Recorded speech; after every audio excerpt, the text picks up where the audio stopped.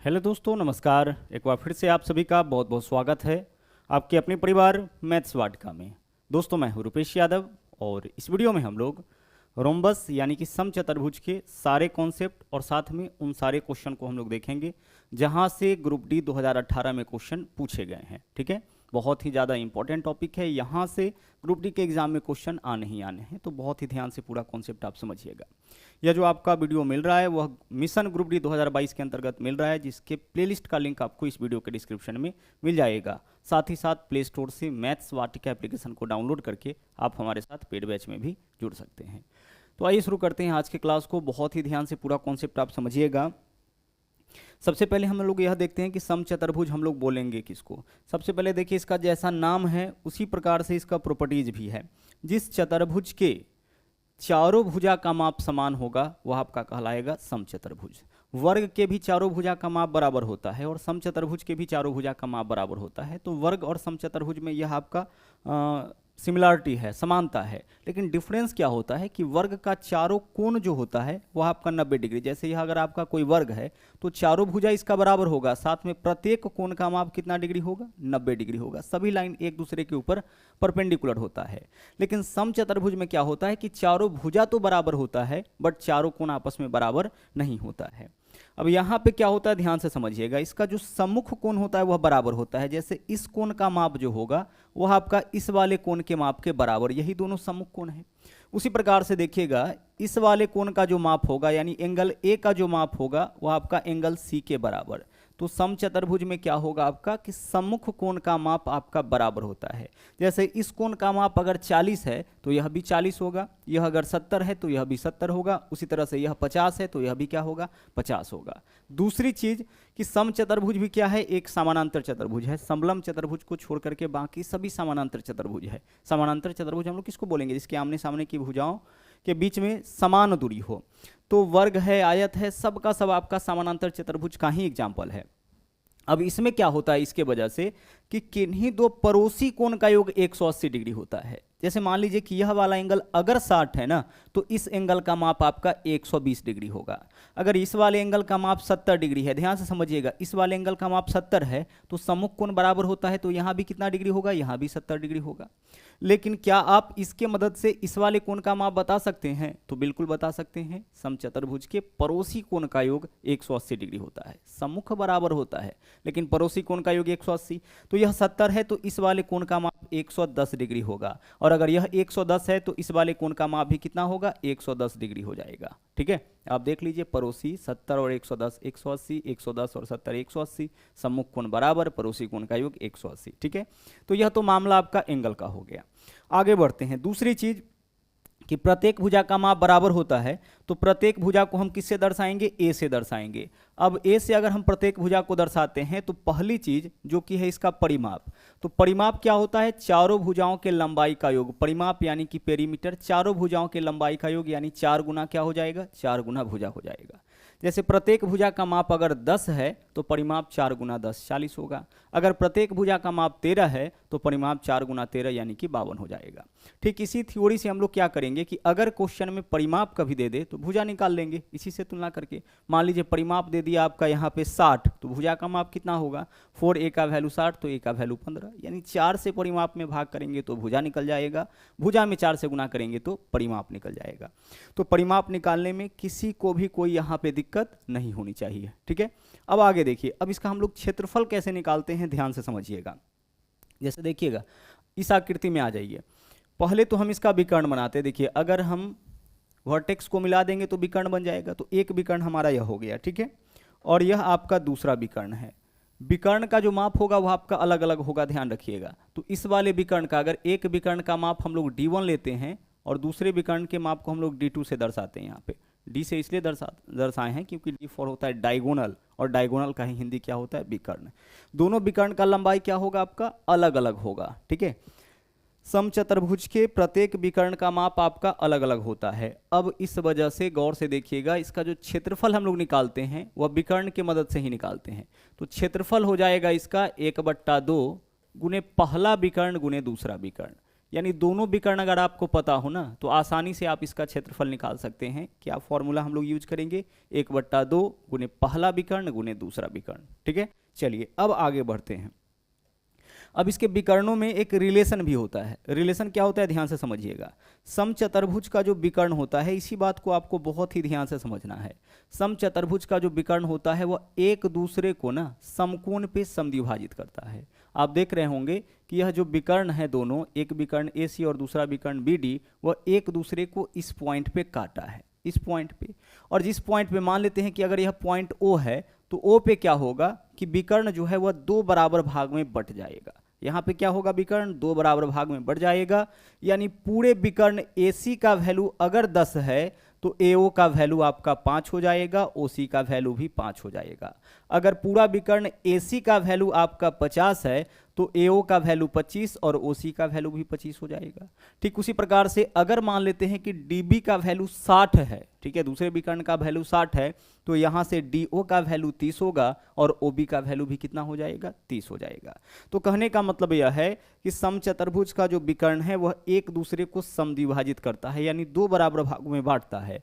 और जब 2 बराबर भागों में बांटता है तो यहाँ पे जो कोण बनता है, देख रहे होंगे यहाँ पे जो कोण बनता है वह हमेशा बनता है 90 डिग्री का। यहाँ पे जो कोण बनेगा वह कितने डिग्री का, 90 डिग्री का। हर तरफ से कितने डिग्री का कोण, 90 डिग्री का। अब किसी एक तरफ से हम इसको समझते हैं, गौर से देखिएगा, केवल एक पार्ट को देखिए। अभी जो समचतुर्भुज है वह आपका बट गया है 4 बराबर समकोण त्रिभुज में। देखिए यह जो पार्ट है AOB AOD एक आपका क्या है, समकोण त्रिभुज। समकोण त्रिभुज क्यों है, क्योंकि समकोण त्रिभुज हम लोग उसको बोलते हैं जिस त्रिभुज का कोई एक कोण 90 डिग्री हो। जिस त्रिभुज का कोई एक कोण 90 डिग्री होता है उसको हम लोग क्या बोलते हैं, समकोण त्रिभुज। जैसे मान लीजिए यह हमारा क्या है, एक समकोण त्रिभुज, क्योंकि यहाँ पे है 90 डिग्री और 90 डिग्री के सामने वाली भुजा को हम लोग क्या बोलते हैं, कर्ण बोलते हैं। जो भी थीटा लेंगे उसके सामने की भुजा लंब होगा और तीसरा भुजा जो बचता है वो आपका आधार हो जाता है। और लंब, आधार और कर्ण में क्या रिलेशन है, कर्ण का स्क्वायर बराबर लंब का स्क्वायर जो आधार का स्क्वायर, यानी इसको हम लोग पाइथागोरस थ्योरम बोलते हैं। और जिसके हेल्प से हम लोग क्या करते हैं कि कोई भी 2 साइड पता होता है तो तीसरा साइड हम लोग पाइथागोरस थ्योरम लगा करके निकाल लेते हैं। तो यही चीज यहाँ पे अब हम लोग अप्लाई करेंगे। यहाँ 90 डिग्री का कोण बना, वैसे ही यह जो एक पार्ट है, प्रत्येक पार्ट का वही बात है, किसी एक पार्ट को हम लोग समझते हैं। तो यह हमारा एक समकोण त्रिभुज हो गया। अब समकोण त्रिभुज के हिसाब से अगर हम लोग देखते हैं तो 90 डिग्री के सामने वाला भुजा, यानी कि यह जो भुजा होगा वह क्या हो जाएगा, कर्ण। यह आपका क्या हो गया, कर्ण हो गया समकोण त्रिभुज के हिसाब से। ठीक है, यह क्या हो गया आपका, यह आपका कर्ण हो गया। अच्छा, यह जो है कर्ण, इसको अगर कर्ण मानते हैं तो यह दोनों में से कोई एक क्या होगा, लंब और दूसरा आधार होगा। तो किसी एक को हम मान लेंगे आधार, दूसरा को मान लेंगे लंब, तीसरा आपका कर्ण हो गया। अब यह जो लंब या आधार होगा वह क्या होगा, पहले विकर्ण का आधा जो होगा वह लंब या आधार में से कुछ भी होगा, दूसरे विकर्ण का भी जो आधा होगा वह लंब और आधार में से कोई एक होगा। लेकिन जो आपका भुजा होगा, समचतुर्भुज का जो भुजा होगा वह किसका काम करेगा, वह आपका कर्ण का काम करेगा। मतलब आपको यहाँ पे ध्यान क्या रखना है कि इसका जो भुजा होगा जिसको आप A से डिनोट करिएगा वह आपका क्या होगा, अगर समकोण त्रिभुज के हिसाब से चले तो यह आपका एक कर्ण हो जाएगा, हाइपोटेनस हो जाएगा, कर्ण हो जाएगा। और बाकी पहला विकर्ण का हम आधा लेते हैं यानी D1/2 लेते हैं, या फिर D2/2 यानी दोनों विकर्ण के आधा को लेते हैं, तो यह हमारा क्या हो सकता है, यह हमारा लंब या आधार में से कुछ भी एक होगा। अब इसके हिसाब से हम लोग क्या कर सकते हैं कि अगर हमारे पास पहला विकर्ण है, दूसरा विकर्ण है, तो इसके मदद से हम लोग भुजा निकाल सकते हैं, क्योंकि पहले विकर्ण का आधा लंब, दूसरे विकर्ण का आधा जो होगा वह आधार हो जाएगा, तो तीसरा क्या हो जाएगा, मतलब भुजा निकालना होगा समचतुर्भुज का, मतलब हमें कर्ण निकालना है। अगर समचतुर्भुज का भुजा दे दिया, एक विकर्ण दे दिया, मतलब हमारे पास यहाँ पे क्या है, कर्ण है, इसके अलावा लंब है, हमें क्या निकालना है, आधार निकालना है। तो पाइथागोरस थ्योरम लगा करके हम लोग आसानी से निकाल सकते हैं।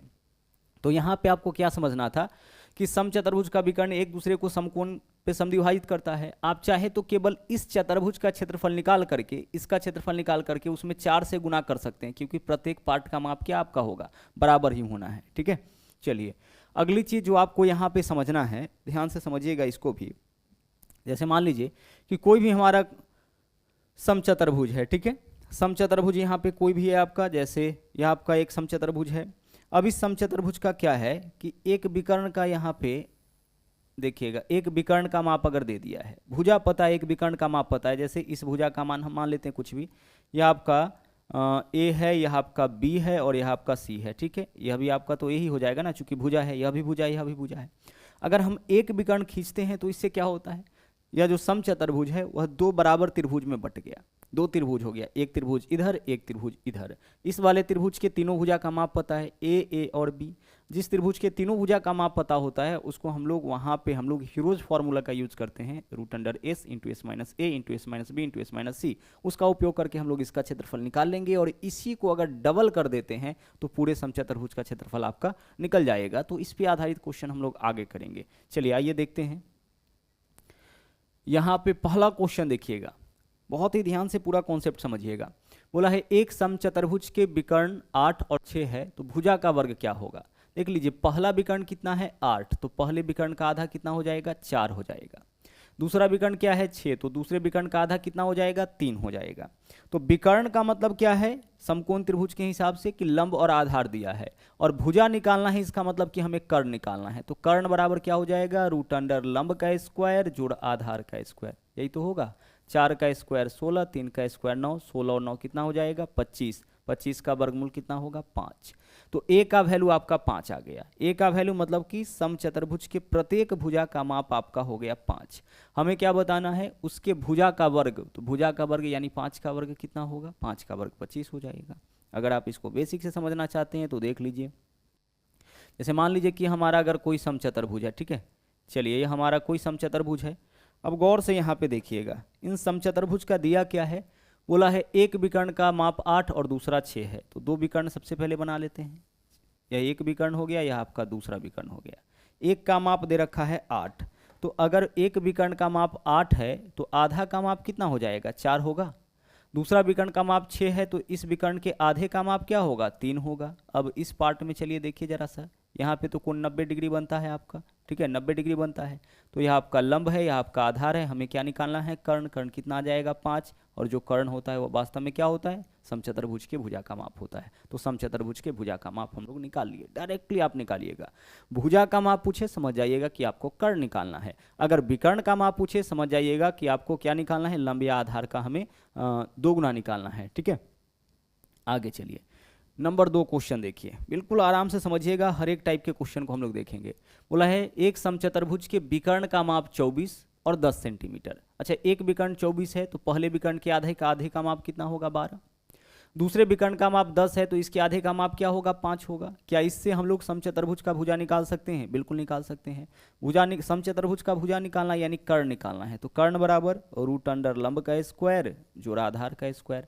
12 का स्क्वायर 144, 5 का स्क्वायर 25, 144 में 25 ऐड करेंगे 169, 169 का वर्गमूल कितना 13, 144 और 25 169, इसका वर्गमूल 13, 169 इसका वर्गमूल 13 हो जाएगा। तो 13 क्या निकला, 13 निकला समचतुर्भुज के प्रत्येक भुजा का माप। हमें क्या निकालना इसका परिमाप, तो 13 चौके 52, परिमाप क्या होगा भुजा का 4 गुना, क्योंकि समचतुर्भुज के प्रत्येक भुजा का माप बराबर होता है। ओके, चलिए अगर मान लीजिए इस क्वेश्चन में क्षेत्रफल निकालने के लिए बोला होता तो हमें कोई दिक्कत होती नहीं सर, कोई दिक्कत नहीं होता। दोनों विकर्ण पता है, 1/2 गुने पहला विकर्ण गुने दूसरा विकर्ण कर लेते। क्या करते हैं हम लोग, 1/2 गुने पहला विकर्ण जो कि आपका 24 है गुने दूसरा विकर्ण जो कि 10 है, यही क्या होगा आपका समचतुर्भुज का क्षेत्रफल हो जाएगा। आगे चलिए अगले क्वेश्चन में आइए इस वाले क्वेश्चन को बहुत ही ध्यान से हम लोग समझते हैं। बोला है किसी समचतुर्भुज के दो सम्मुख कोनों में से प्रत्येक का माप 60 डिग्री, इसकी एक भुजा का माप 10 सेंटीमीटर है, तो इसके छोटे विकर्ण की लंबाई क्या होगी। किसी समचतुर्भुज के दो सम्मुख कोनों में से प्रत्येक का माप 60 डिग्री। आइए सबसे पहले हम एक समचतुर्भुज लेते हैं, इससे इसको समझते हैं। देखिएगा यहाँ पे, यहाँ हमारा कोई समचतुर्भुज है, ठीक है। चलिए इस समचतुर्भुज के बारे में क्या बोला है इस क्वेश्चन में, इसको थोड़ा और बड़ा करते हैं। ओके, देखिएगा समचतुर्भुज के बारे में यहाँ पे बोला है कि दो सम्मुख कोनों में से प्रत्येक का माप जो है वह 60 डिग्री है। दो सम्मुख कोनों में से, तो हम मान लेते हैं कि एक सम्मुख कोण यही है, ठीक है, इसका या फिर इस वाले को लेते हैं। इसका माप कितना डिग्री दे रखा है क्वेश्चन में, 60 डिग्री दे रखा है, ठीक है। सम्मुख कोनों, दो सम्मुख कोनों में से प्रत्येक का मान, यह 60 है, यह भी 60 होगा। अच्छा, यह 60 है तो इस वाले कोण का माप तो 120 होगा। अभी हमने जस्ट आपको बताया है कि पड़ोसी कोण का योग 180 होगा। अब एक विकर्ण इसमें से बनाइए, क्योंकि एक विकर्ण का ही माप इस क्वेश्चन में दे रखा है। विकर्ण का माप कितना दिया है देखिए, बोला है तथा इसके भुजा में से एक भुजा का माप 10। अच्छा, भुजा का माप दे रखा है 10, भुजा का माप कितना 10। अगर हम समचतुर्भुज के भुजा की माप 10 बोले तो चारों भुजा का माप 10 होगा, यही चारों तो भुजा है। दो सम्मुख कोनों में से प्रत्येक का माप 60 और भुजा का माप 10। इसके छोटे विकर्ण की लंबाई क्या होगी। अब क्वेश्चन यहाँ पे एक यह है कि दो विकर्ण होगा, एक तो इन दोनों वर्टेक्स को मिलाने पर और दूसरा इन दोनों वर्टेक्स को मिलाने पर। अब दोनों में से छोटा विकर्ण कौन सा होगा और बड़ा विकर्ण कौन सा होगा। तो हमेशा क्या होता है कि छोटे कोण के सामने की भुजा छोटा होता है और बड़े कोण के सामने की भुजा बड़ा होता है। तो यह जो विकर्ण है वह 60 डिग्री के सामने है, लेकिन अगर हम यहाँ पे कोई विकर्ण बनाते हैं तो वह कितने डिग्री के सामने होगा, 120 डिग्री के सामने होगा। तो यह वाला विकर्ण तो बड़ा होगा, 60 है तो पड़ोसी कोण का योग 180 होगा। तो यह वाला जो विकर्ण है वह 120 डिग्री के सामने है और यह जो विकर्ण है लाल वाला वह 60 डिग्री के सामने है। तो छोटे कोण के सामने का विकर्ण छोटा होगा, छोटे कोण के सामने का भुजा छोटा होता है और बड़े कोण के सामने का भुजा बड़ा होता है। मतलब हमें इसी का माप निकालना है। तो इसको हम यहाँ पे मान लेते हैं x। क्या मानेंगे, x मानेंगे। अब आप इसको त्रिभुज के हिसाब से देखिए, देखिएगा यहाँ पे यह हमारा क्या है, त्रिभुज है जिसका एक भुजा 10 है, दूसरा भुजा 10 है, ठीक है, तीसरा भुजा x है और इसके बीच का कोण 60 डिग्री है। तो जब भी किसी त्रिभुज में दो भुजा और उसके बीच का कोण आपको पता होगा, हम यहाँ से भी इस समचतुर्भुज का क्षेत्रफल निकाल सकते हैं। क्षेत्रफल निकाल के भी हम आपको बताएंगे, केवल इसी डाटा से हम लोग क्षेत्रफल निकाल के भी आपको बताएंगे। लेकिन सबसे पहले हम लोग यह सीखते हैं कि विकर्ण का माप हम लोग कैसे निकालेंगे। तो यहाँ पे अगर हम त्रिभुज की बात करें, यह तो दो त्रिभुज में बटा है जिस त्रिभुज के भुजा का माप 10, 10, x और एक कोण का माप 60 डिग्री है। तो जब भी किसी त्रिभुज में दो भुजा और एक कोण पता हो तो उसके मदद से तीसरा कोण हम लोग कैसे निकालते हैं, ध्यान से समझिएगा। यहाँ पे हम लोग फॉर्मूला यूज करते हैं कॉस का। हम लोग लिखेंगे कॉस थीटा, तो थीटा का वैल्यू कितना डिग्री है, 60 डिग्री। जब भी दो भुजा और एक कोण पता हो तो इसकी मदद से तीसरा भुजा निकालने का देखिए तरीका क्या होता है। हम क्या लिखेंगे, कॉस थीटा बराबर, तो थीटा का वैल्यू कितना है 60 डिग्री, बराबर ए स्क्वायर, तो ए का वैल्यू 10, 10 का स्क्वायर 100, ए मतलब कि पहला भुजा, प्लस बी स्क्वायर, दूसरा भुजा भी 10 है, 10 का स्क्वायर 100, माइनस जिस भुजा का माप निकालना होता है उसका स्क्वायर घटाते हैं, ए स्क्वायर बी स्क्वायर, तीसरा भुजा आपका x है तो माइनस का करेंगे x स्क्वायर, और बट्टा में 2ab, तो 2 गुने a के जगह पहला भुजा 10 हो जाएगा, b के जगह दूसरा भुजा भी क्या होगा, 10 होगा। फिर से समझते हैं, a का वैल्यू 10, इस त्रिभुज के भुजा को देखिए, a का वैल्यू 10, b का वैल्यू 10, c का वैल्यू x। हम क्या करेंगे, a square plus b square minus हमेशा उसको करना है जो साइड आपको निकालना होगा, त्रिभुज का जो साइड आपको पता करना होगा हमेशा उसको माइनस करेंगे। तो माइनस सी स्क्वायर बट्टा 2ab, ए बी बट्टा में 2ab, ठीक है, सी नहीं आएगा बट्टा में, केवल क्या आएगा 2ab, जिसको घटाइएगा उसको बट्टा में नहीं लिखना है। आगे भी एक क्वेश्चन और ऐसा करना है। सॉल्यूशन इसका करिए, cos 60 का मान कितना होता है सर, 1/2 होता है। आगे 100 और 100 कितना हो जाएगा, 200 हो जाएगा, माइनस का x स्क्वायर है, इसको अपने जगह पे रहने दीजिए, बट्टा 2 गुने कितना होगा, यह 10 गुने 10 यानी कि 100 हो जाएगा। चलिए दोनों यहाँ भी है, कैंसिल आउट हो गया। क्रॉस मल्टीप्लाई करिए, 100 से 1 में गुना करिएगा 100 हो जाएगा। अच्छा, प्लस 200 है, बराबर की इस तरफ लाएंगे तो माइनस 200 हो जाएगा, बराबर माइनस x स्क्वायर बाईं ओर बचेगा, यानी दाईं ओर बचेगा। देखिएगा यहाँ पे क्या है, 100 में से 200 माइनस करिए, माइनस का 100 होगा, बराबर माइनस कितना, माइनस एक्स स्क्वायर होगा, माइनस से माइनस कैंसिल हो गया, एक्स स्क्वायर का वैल्यू 100 है तो एक्स का वैल्यू क्या होगा, 10 हो जाएगा, स्क्वायर हटाएंगे तो रूट ही तो होगा, तो एक्स का वैल्यू यहाँ पे आपका 10 आ गया। एक्स क्या माने थे, इसके छोटे विकर्ण की लंबाई। तो इस क्वेश्चन में जो छोटा विकर्ण है उसका लंबाई आपका हो जाएगा 10 सेंटीमीटर। अगले क्वेश्चन में हम लोग सीखेंगे इसके बड़े विकर्ण का लंबाई निकालना। यहाँ पे हम लोग क्या सीखें, इसके छोटे विकर्ण का लंबाई निकालना। ओके, चलिए अब हमने आपसे कहा था कि हम इस क्वेश्चन में ना, यहाँ पे इस क्वेश्चन में हम लोग देखिएगा, यही हमारा समचतुर्भुज था। अब इसी डाटा से हम लोग क्षेत्रफल कैसे निकालेंगे। तो क्या बोला है, सम्मुख कोणों में से प्रत्येक का माप 60 डिग्री। चलिए इस वाले कोण का माप 60 डिग्री ले लिए।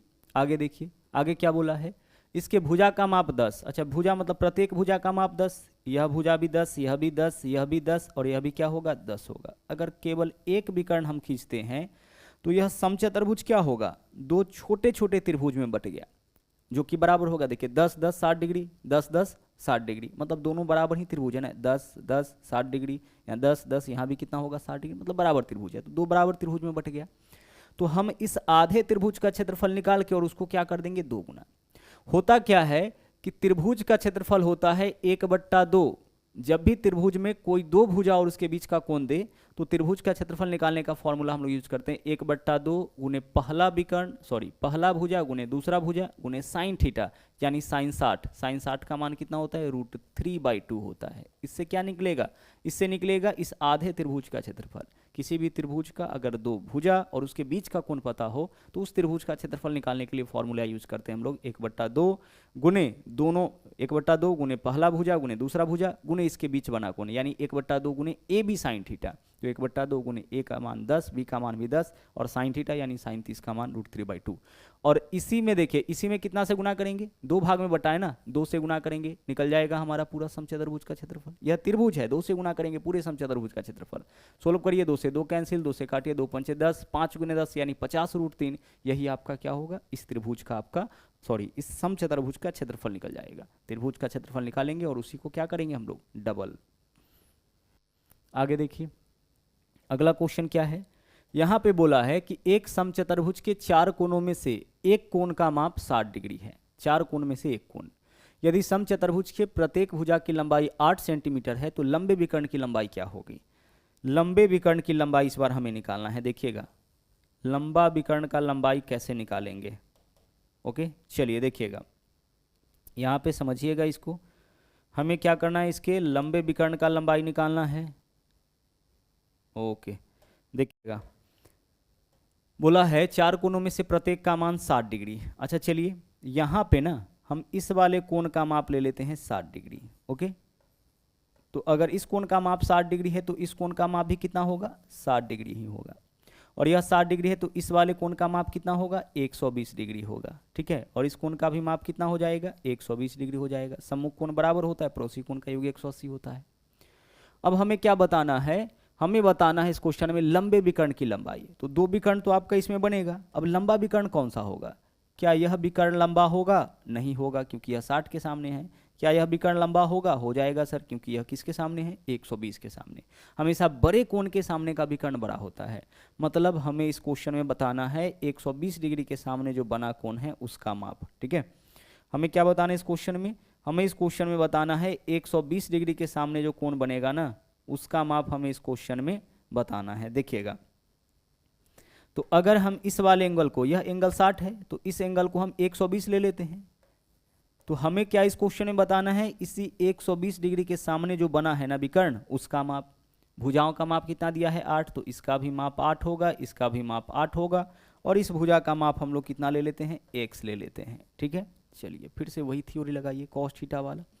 लंबे विकर्ण बोला था इसलिए हम लोग यहाँ पे cos 60 का उपयोग नहीं करेंगे, इस बार क्या यूज करेंगे cos 120, क्योंकि बड़े कोण के सामने का भुजा ही तो बड़ा होगा। तो cos थीटा बराबर a स्क्वायर, तो a का वैल्यू 8, 8 का स्क्वायर 64 प्लस b स्क्वायर, फिर से 8 है 8 का स्क्वायर 64 माइनस c स्क्वायर, इसका वैल्यू x माने हैं, बट्टा 2 गुने a के जगह 8 b के जगह 8। क्या फॉर्मूला है, cos थीटा बराबर a square plus b square minus का c स्क्वायर बट्टा 2ab। अब इसको सोल्व करते हैं। आइए देखिए cos 120 के लिए हम क्या लिख सकते हैं, cos 90 डिग्री प्लस 30 डिग्री। इस एंगल को 90 के नीचे लाना पड़ेगा, 90 प्लस 30 120 ही होता है, तो 120 के लिए 90 प्लस 30 लिख सकते हैं। आगे देखिए 64 और 64 128 माइनस एक्स स्क्वायर बट्टा में क्या है आपका 2 गुने 8 क्या लिखेंगे 64 लिखेंगे। अब यहाँ पे क्या है आपका कि 90 प्लस 30 है तो यह आपका सेकेंड क्वाड्रेंट हो जाएगा। ट्रिग्नोमेट्री में अच्छी तरह से इन चीज़ों को हम लोग देखे थे। तो सेकेंड क्वाड्रेंट में कॉस क्या हो जाएगा आपका नेगेटिव, और 90 डिग्री का रिस्पेक्ट है तो थीटा इंटरचेंज, तो कॉस क्या हो जाएगा साइन, और थीटा का जगह क्या लिखेंगे हम लोग 30 डिग्री बराबर। यहाँ पे है आपका 128 माइनस का एक्स स्क्वायर बट्टा 2 गुने 64 है। आगे चलिए इसको देखिए, कॉस साइन 30 का मान कितना होगा 1/2, माइनस है तो माइनस 1/2 बराबर 128 माइनस एक्स स्क्वायर बट्टा 2 गुने 64। बस अब आप इसको कैलकुलेट करिए, आंसर अब आपका आ जाएगा। देखिएगा 2 से 2 कैंसिल हो जाएगा, 64 गुने -1 माइनस 64 होगा, इधर आपका प्लस 128 है, इधर आएगा तो माइनस 128 बराबर माइनस का एक्स स्क्वायर। क्या होगा ये आपका माइनस 192 बराबर माइनस एक्स स्क्वायर, माइनस से माइनस कैंसिल, एक्स स्क्वायर का वैल्यू 192 है तो एक्स का वैल्यू √192। 192 के लिए लिख सकते हैं 64 गुना 3 और 64 का वर्गमूल कितना हो जाएगा 8, तो 8√3 आपका इस क्वेश्चन का आंसर हो जाएगा। 192 है ना, रूट 192 करेंगे तो 8√3। हमें इस क्वेश्चन में यही बताना था कि इसके लंबे विकर्ण की लंबाई क्या होगी, आंसर हमारा हो जाएगा 8√3। ठीक है, चलिए अब बढ़ेंगे अगले क्वेश्चन में। यहाँ देखिएगा किस तरह का क्वेश्चन आपका ग्रुप डी के अंदर पूछा गया था। बोला है एक समचतुर्भुज का क्षेत्रफल 216, इसके एक विकर्ण का लंबाई 24, समचतुर्भुज के प्रत्येक भुजा का लंबाई हमें इस क्वेश्चन में बताना है।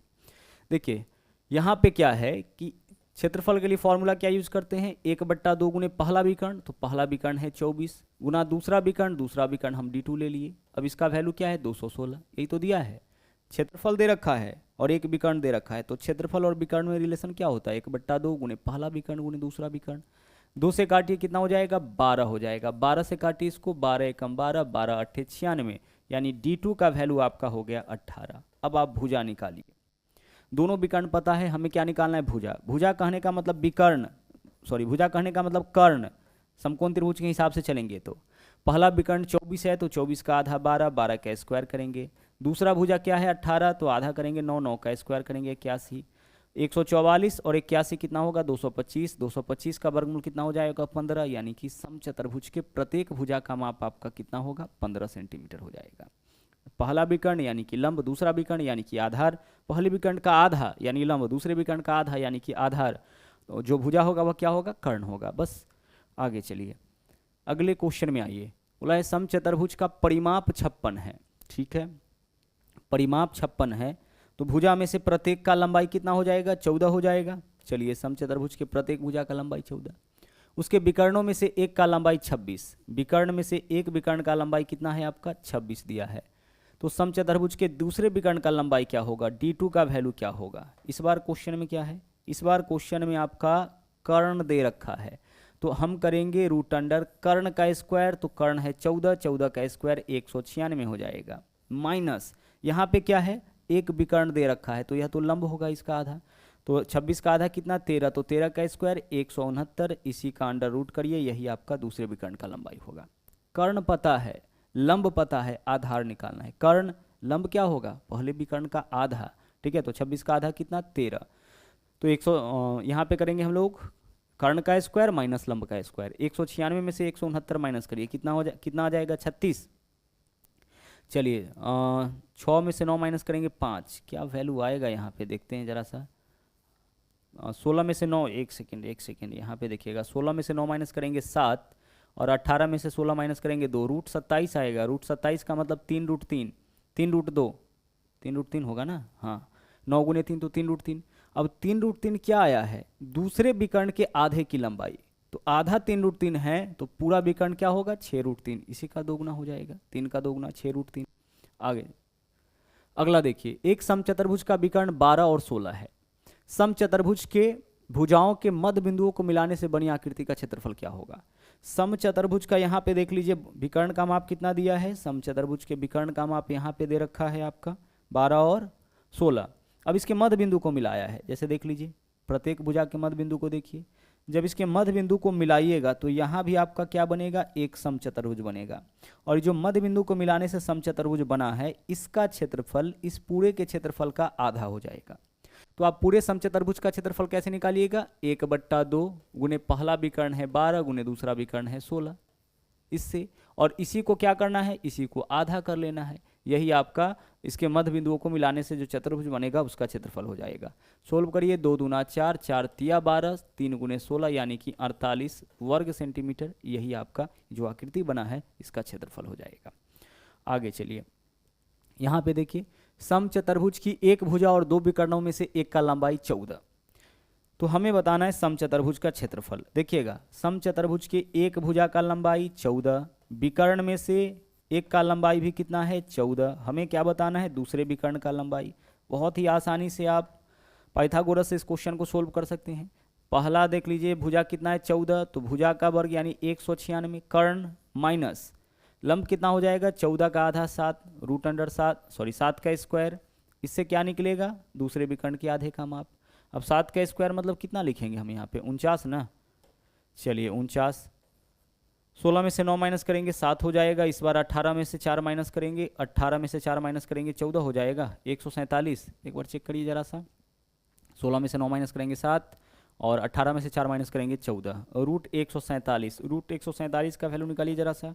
49 गुना 3 कितना हो जाएगा? 9 तिया 27, 4 तिया 12, 2 14। ठीक है, 49 गुना 3 तो वर्गमूल कितना होगा इसका? 49 गुना 3 है तो 7 रूट 3। तो 7 रूट 3 क्या निकला? 7 रूट 3 निकला दूसरे विकर्ण के आधे की लंबाई। तो 14 रूट 3 क्या हो जाएगा? दूसरे विकर्ण का लंबाई पूरी तरह से। आगे समचतुर्भुज का क्षेत्रफल। अब क्षेत्रफल में क्या दिक्कत होगा? 1/2 गुने पहला विकर्ण कितना है? 14 गुने दूसरा विकर्ण कितना निकाले हैं आप? 14 रूट 3 निकाले हैं।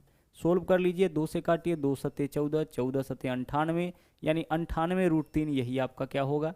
यही आपका समचतुर्भुज का क्षेत्रफल हो जाएगा। ठीक है, तो बस रिलेशन आपको ध्यान रखना है कि समचतुर्भुज के जो भुजा है और जो दोनों विकर्ण है उसमें क्या रिलेशन है। इसी के मदद से आपका समचतुर्भुज का जो लगभग क्वेश्चन है उसको हम लोग यहाँ पे सोल्व किए हैं। ठीक है, चलिए तो यह था आखिरी क्वेश्चन, आज के लिए इतना ही। और हाँ, अगर आप हमारे चैनल पे नए हैं तो इस चैनल को सब्सक्राइब जरूर करें, इसके अलावा लाइक और शेयर करते रहें। तो मिलते हैं अगले वीडियो में फिर से कुछ नए कॉन्सेप्ट के साथ।